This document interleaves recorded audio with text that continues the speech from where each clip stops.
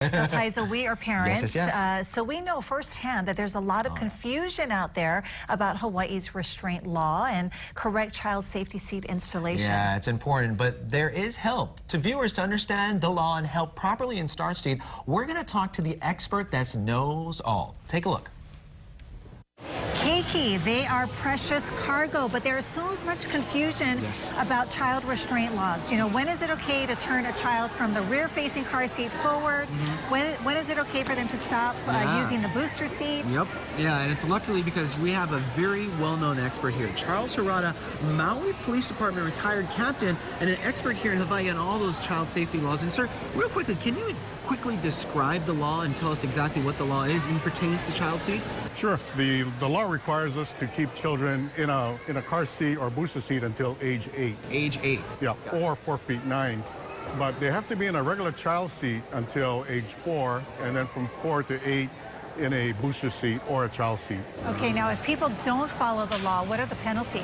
The penalties can go as high as $500, and you have to attend a 4-hour class, and you also have to pay for the class. But the education is so much more important than just paying a fine, because you get to learn how to do it right. Yes. Okay, now you have a seat here. Can you show us a little bit about how to properly install the seat? Sure.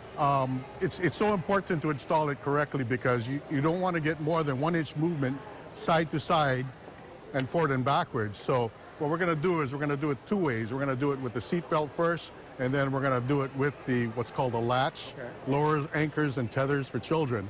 Now, most cars in Hawaii, you know, if you drive a Toyota, Nissan, or a Mazda, they come with what's called a switchable retractor.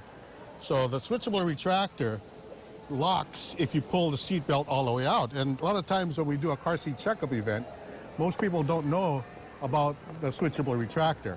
So I'm going to demonstrate it really quickly here by, first thing you're going to do is we'll buckle this in.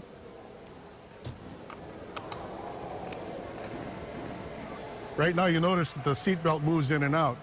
So to lock it, all we do is we pull it all the way out. Then what you do is you put pressure on the seat,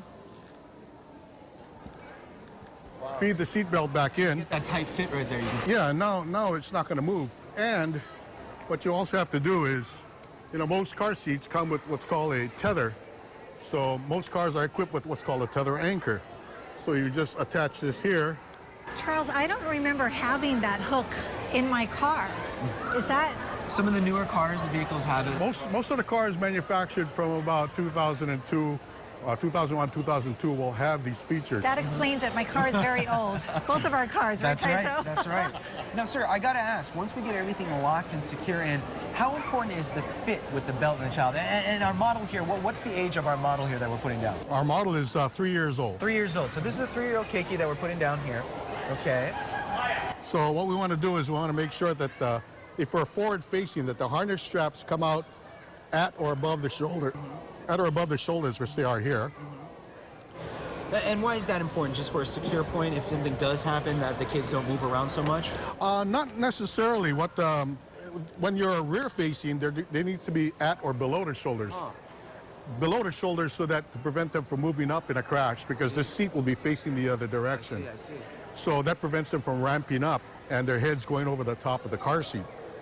So when they're forward facing, though, we need to make sure that the harness comes out at or above the shoulder level here. Wow. So, Charles, you make it look so easy, but we know that a lot of people make mistakes, right? What are some of the more popular mistakes that people make? Well, I've had a lot of practice over the years. I've been doing this for about 20 years, since 1995. Most important thing is that you want to make sure that the harness is snug. And what I mean by snug is you shouldn't be able to pinch any webbing. So if I can't pinch webbing, it's just right. Just right. Yeah. The other second thing is the harness retainer clip needs to be at armpit level. Or as we commonly tell the children, your tickle zones. So this makes sure that the harness won't separate in the event of a crash, and it'll keep the belt, the harness belt, exactly where it needs to be at the time of the crash. Now, Charles, you guys offer, I guess, check stations where people can go and make sure that they've installed the car seats correctly? Yes, each island has places or events where they do this. Now, you can call, like the Big Island has some fire stations. If you call Central Fire, they'll tell you where they're doing it, and also public health nursing. And Kauai, we have contact the police department. Maui, you can go to the KIPSI website, the KK Injury Prevention Coalition.